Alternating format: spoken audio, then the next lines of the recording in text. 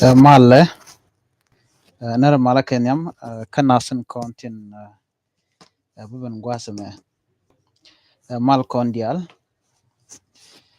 anda mandu ni shankos nyak kejan gwasame bana roch katin kondalat karodian dio jendo shiatu man chagal lingatin kondalat karodin ka gambela rewish ka gambela te ka kwar ngondi cha kwanya ntama kene de cha kwany re kumaka tilat karodin ka gambela kejan gwasame ka tego onko kana content liap ka community la community and terewish ka gambela neti ngwan lipken ko ba ngaje gwan bu ngam cha kwan ke ga ngani cha kwan na te ga ne de cha kwan ta ma te cha nok bo ngwan te nok ngwan ka te gwe ke jeno ken bi ken chen bi ken no re wi ke gambe la ke jan gwasana ana so ku kuje mo gambe la ke jan gwasana ta ma de lar no be ke chen mo gwa ko misha ne te nyam te kon te chi gambela te che jek pindien mi cha ka kapin ke cha ka wuch ano de gar der tin che ne de kono ya kwan ke ne de go ko do brana chalat ke ja nyu de gwanu en which na bo wagwa be development ne da ne cha yar ke cha pino de bendawich ano dong ba bendawich ke batun wan ba gare laka akon gambela te ga tun wan long ti chodien lat tin ti go ti jak ano ti sha community cha jalok ano akajan gwasman tama toga gwano don michine ti shi bin wi kamna gambela de gambela dara magwa na me ler dan de to ku gambela ando te ka kwarti jedien te cha kwan kan kwara to gu ke jeno bi gambela ba wokel kan kwara to chira ga ne de content jena community la community nuare ano take a position ni ti cha ngun ti shelling no cha ne to cha ga kwantin gwasa me kanid content tin cha kwan kanid content cha la do cha las let gwasa me ne you know uh uh te wood mishal ke ma bar ko tetin you know ma bar kur wajen cha let along en re wich ka gambela ka ku ganware you know ma bar kur larja lo ta dalunga ngwani ko chaja kwan ko ba ganwar ba kaladeka wate let go ti chala ma ber kor an let ko ni chalat rewi ka gambela wajan cha ganware ka gwase dan che ko mo kalet tim la chal ke gumruk chet ka godan kon ti la ngani tin la let chi ga bodore ngai kon bodor chi ke mu yale la manu ka kenya ngai kon bodor danen wo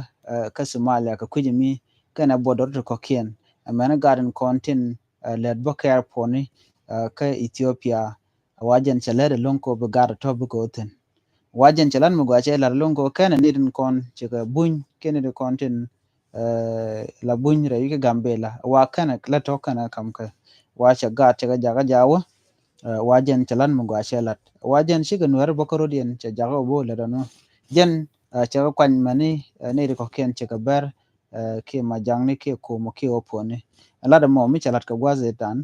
lar ke wudo me lar ke jalo ta de ngwantin kontin shi ngaje no jane chaja kwan mi nyono je gwa no gwa lungo no chaja kwan ge jan gwa sama ko kwer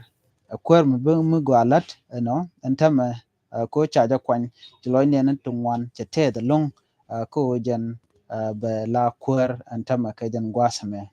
no ma ber kur chala do gwa de no mate no ke man cha kun tin wa be mu gwa be lon kamule de je no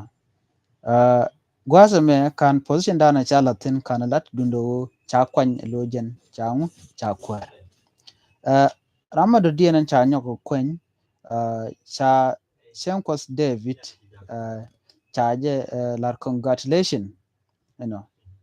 jena wajen ramadan pa kwanya la gambela regional state peace and security affair officer you know lo jaram dana take peace and security tam we wike gambela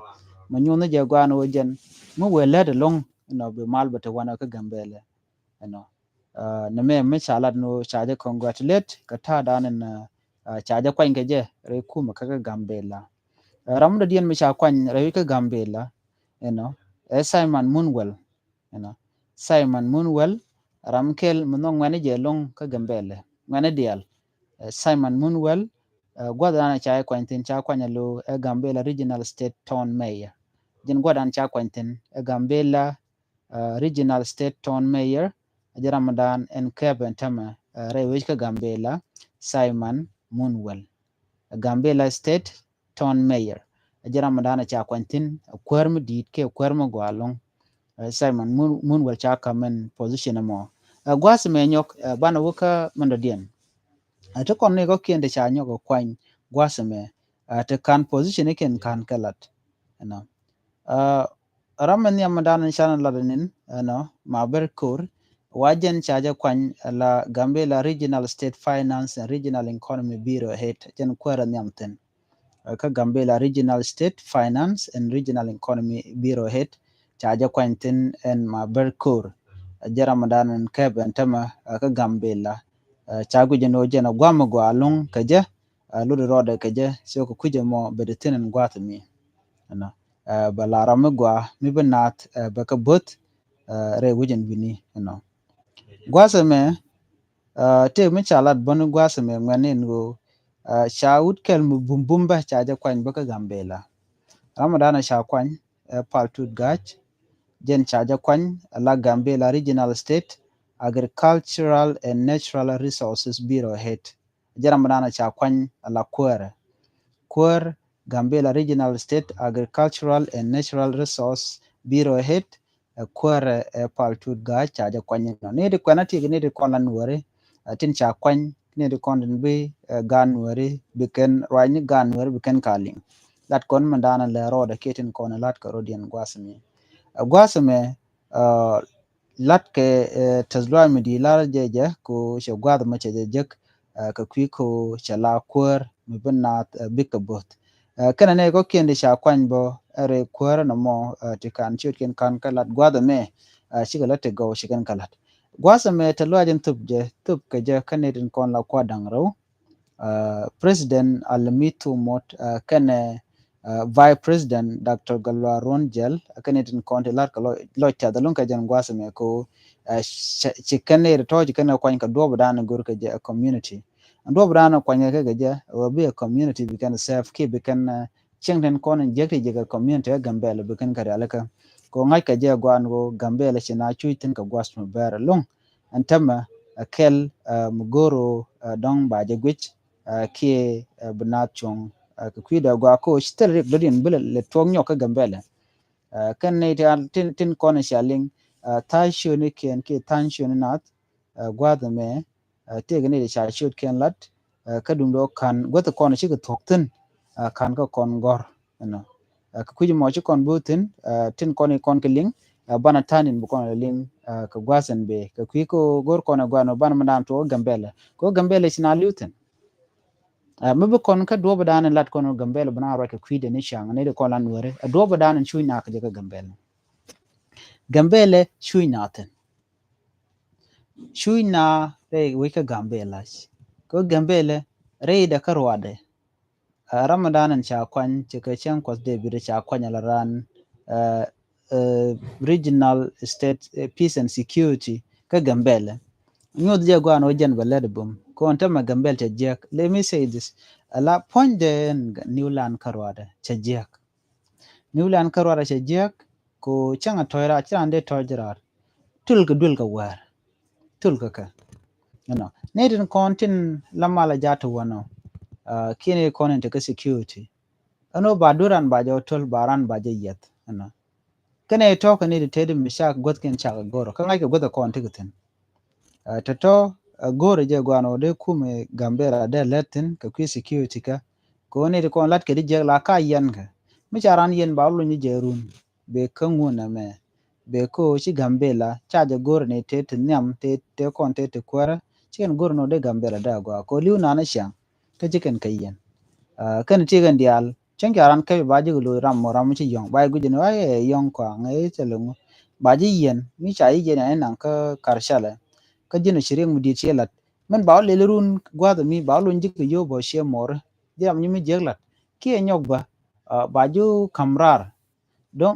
don chiran chai yen rara dia ram mo chi nyi ye kwal che de yen ba tene yo ken buku mo jo gada na ma barar jino yo jin wi yo de mo njiri ne de ko ken ka jano cha dunu cha lele cha ja yar alo tele fairness ke transparent ka gambela ka do badana ni yan ngana ga gambela koran berik be jalat no walla ja guru ran me rik chalat ba goram ba man je ga dana chalat ba yig lat ka je ba yo mi lado ariek ka ba shi mor ba ga cho ba jo ga dun ka ba je mo te sha ja ka ba je no bukuma be do badana de gwej be jet ko kane don kon lat ke de chorian lot mi cha nga je no nyin ken dial to to kan ka kwang lo kwang an mandanen men yer ke ngu de lel ga kwi kwang ko mi cha nga je o je ne tap ngu mo de ga kwi tap ka kana to la ka gwej ke ko bine dial biken men gwana jen ka ta te ka biken ko lo mek la ne dial la kan learn ka mi shirana nen no mi kan kon yo do be je ne shi de men len mi la ja yan ko la ling no te je ne dora no tijina dora lo gujini mi ay yente ga lo ilan echetetin ko tere mi jegde ba nangi ten ba lonje yo tera mi jogide no bititin ngwa da mo teliriek lerti jeka community chai yen run bu barar ba jelon ngwa da mo luni njok bu nyok lore nyok ba nyok lon bu nyok lore ba nyok lon na mo ngum gui kume jeje goro jeno kanede content security pinya na gambela de kanede alika gwa nyogan gambela kanede kona pai kwan ka security te kade jekri ren lat ka gwa sedan kejen gwa me tam gor kano ba ka answer ne dia le content na chi gariar pindien de kiti adwa ba dien miliona ka je ka tam medan liuna de ko te gane de shilu no te chanak gambela tana chaga na ka kore tana dwa ka na kre muktab ne no kanede kona re muktab ne ka gambela no gora jen gwan wo de ka gwi te kon ga damanda na right gad bel na ka je lo around security ka aramamo cho to ko jen cholet mi cholet den chetemi to ga je chajo nak gwada dan te ke stadium ka gambele aramamo ngoda tel justice mi chalat ke kwide ne ka gwada dan shirye ka mo je to ka ngai ka je gwan wo ngumla roda anta magan kwadang roden konte chawo te chamo ke lada ka disa baba gurgan tenyi mo gwan wo rameda ne te responsible ko bram biye de babat koran ponde ran mi te gere mi che to ga je ba gor no ram ba ta dan en che to ga je chi te de ba je ba ja ngai no te ram chi dir ga kwide no rai gad bel gor do mo gwa mi de ngai ke je gwan wo jen riare de gwa se dan chawon tele mi chalba anta ma ka to cha ko ke ne den konde te ga lwang do be dien de na me de je te jone ka jen ku me chi we no ngai kon je gwan wo en men chalat ka disa baba kwero nyam na kwero ro ke ya mo ke lati dit tan dien chala ne re ngone ka disa baba en federal government ke mente ke Ethiopia ne ti cha logo ne kien ti ne kien chicken chicken ne kien chenga jak dien go kulo ngede de bia ko mo ke lati dit kala da ko mo ke lati dit ke ku ko ga jigamber ka jeno jen ga gambel chi ga gambel chi kana da jene din wan chi riatet ka dien ka tela mi chi kana ya leka adro be dien memo wa mo ne ke lati dit ka jemo ka lati dit ko na kam ga ka ba yar gambel run ko shan gan mi sorry yan gan mi jene jen ka gambela men bu to gurun gada mo chalat che bu jek ni ka ka changu ka disa baba chalat che de ka disa baba mi chang jin ne ti ka mu wila re ka disa baba ka jino jin gan mi shi ka lokan kwara kona che ka tin lat ka disa baba bikin mo kariyak ko kan te kare lana cha mo ka ladit federal government ka wo dong de gwine wo kan te ka ti jeri kan galat tele mi chak kwene jeten ana me federal government share de no tele mi cha char ka kwide ko ka tin cha mu ne galat mi chiran te mi jegla chi jena jin gwa dan chi jen tan cha mu ju kom di do dien a lo jin kwerbo cha ju re ran tongo what will happen tete gor ken lad mo gwa ko ji gambe la kana shi ka det ke shi ka jo kana gore answer mo gwa mi de guch ne de kon la community no special no ko no sha kon bian naka bana biet bang ba non ko rada din shi kon ta ida na shi ti je ke to ko je shi kon bu goro no bana ke guch na mo shi kon de nan ka che no shi ka bin nan gwa banan ka gwa me je kan den kon te kware kon de shi uniam gor kan ten mo gwa ka ta ida na shi ngare lat ke je ramedan enak roy gat bel goro je gwano de jangach rewi ka gambela ko liade jen lianda na ci jega long ka gwate dan ko tele mi sha ngach men mi ci do mi ci to men na ka je goro je de jangach ko ran mi bat ka ji la ja ngai ke gwa ram dit ko jena ran security ka mulere kuma ka gambele ka te ka position mi dit mi te ka jana chwa yide chwa jobat no mo gor do mo gwa mi de ja ngai ke je chi chong tin kon lat ko rin ka gambele ka cha do bang ba cha kana chan ne to cha ga ti no mo la te tin gor ka justice chang chi kan led na mo gor ka ne din kon te len na mo ko ka tin ka gambele che te dialo chi kan bo bang ba gor no ba du tin kon tin de we da gwa ka je ba ka yi gor no ba ka ngach na mo kel mo gor no de yana linga na mane ka ga ano gambe la ka jan gwaz me misha kwer to go cha go kwan da gwa no de ta da nen de gambe da jal ka je de je ku gor no de jangach ke de te je te kon de chalat de ku gor no de kar yalla ka na mo da kel mo gor no de ne dial kon tilin ka ruwa ne de kan ngaje no gambe la gor yalla ka mo gwa che gor no bana le chu ke choje dan mi te gre mi chora lat ko gwa dan bayar yalla ka ko jan dan gor kono na mo da kel mo ka yen ne dial kon tila gwe gwa da me goro jen wo biat dialati biya ka gwich ka dob dande gambera de on yam ka je ko la lar ka no chuong goro ba tu ko gwade mi na dwal ka ne de ko de nyam ta ma chiga jen tel mo go dwal ka this time go dob ngwan an wo de na chonga je ke den na wo ka je ko jen dob dana bu kon kula nang nyam re teka no na moni kel mo gor no de yana ngach ka ta dan len ngwaru din ke je kwara je diene ya kwany ka gambele gwi ke je gwano bi ken gambela bi ken ger ka kwiche mo gwano de ne jal kel ka de kon kon tin nanga gambela nyam de kon kaling ni sha je ndan gora de lat ka kwi gambela ko ngai kon gambela no wen wede de kon mo de kon ne mono dien gwasame bana rach kamudo dien mo gor no bu kon ling ka gwatot bel le ni lunjok chana bagak ba microphone ba jemut ba mat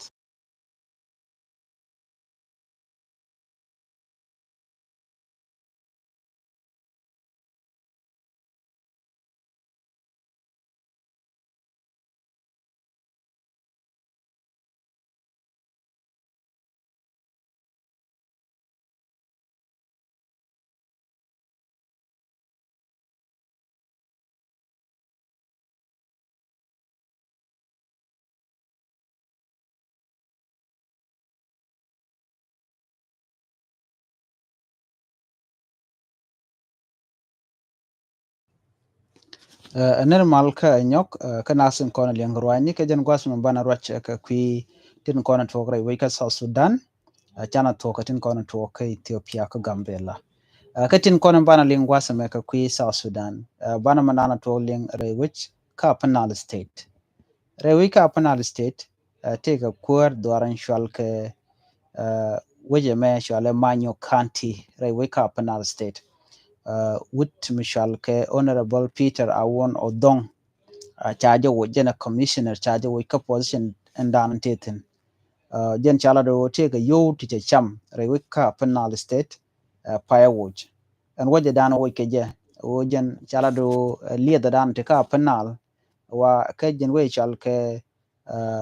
manyo county money wa take 3% te diawo ka ni contain la community la yoken you know chi yoken chicken shup kaka namo kana wojen la ne tin wan la ka woje civil servant la civil servant ne din kon til a lot re wojen wini an gwasman tama chala do jin belong ko shimandana ledi cha dob do dien shikoro bi which bi jalat cha je woje wuda mo re which ka malakal lon tama chala ngor la commissioner jen cha je vote ke vote mishal ke vote of no confidence manyon jen wo jen cha tar parar tel rami mo gor no dong da le which vote of no confidence te rami chung kwidu jira momone na me to gare which ka apanal state ka Manyo County gwad me shawud dan ke mala commissioner charge George ke vote of no confidence ka man jega danan chalat charo mo charge lar te ga lorodian gwas me de konling chala no te ke wud me sha kon je ne ko kor present te chewa wud mo chole Kalisto Lado chala do jen charge lun jen yan ka jere which ka juba gwade yan jetin wajen te ke rol missionar wal ka je ka ken tin kon la tuok cha wudo mo cha je yen gwade dan kwai ka gwada baranta mo chala do jen cha je luny ke je ko luny ke chamba kal ron kin da jan dang ro dong wan ngai kono no re we ke so Sudan jin mi cha je yen cha mala luny ke wudo mo ta mo chala do cha je luny ka me dan cha gu je no kwai ke me dan yen ke je cha kuin gwadan teten no kane de konte yen kane de chal ke ji national security kane de konte yen en wudo me no chwa chu yen cha chot pin me da na shi to kala shek de wure shal ke Callistos ladu shek de we ke juba cha ona no da ne dial da ti ka kuma ti je ka me no kwar no ngum yan ka choda ngum to na me awajen charo de connect ka ta money ke ta da nan len ngaro din ge jere wujin bini wate ga rol to cha la do je ne te ke politic le de ke te jere le de en wuda mo cha chu yen ka cha chot pin wa kam na dora no mi cha ka dora mo cha chu nan en teme cha je luny kume kai wa luny ga jabo wa ngude kan luny ke liu in full lo dong de ko trar ke de gwa dan en gore de wuten kan luny dung do cha jug ni jenu cha ji luny mat no anyok ne to wan ten kon lo den tes ko che brar lat kan no te ke kume no men je la da gwa no ngum yen je ka kan pas diality amman dien chitwo ko me de yara me de yen ke jamal gorga jeno de targa men yan ge de jangach ko ne to wan dier ken no mi chaji yen ko min chal ke blue house ke juba nge da no tire reka te mi chal blue house ka juba te ne to wan te ke tente cha nen kararan tam ne to kare ti yen mo ne no mi te ramur ko kwidu la liwu ne re te yen mo ne na mo ne kel mi chala no no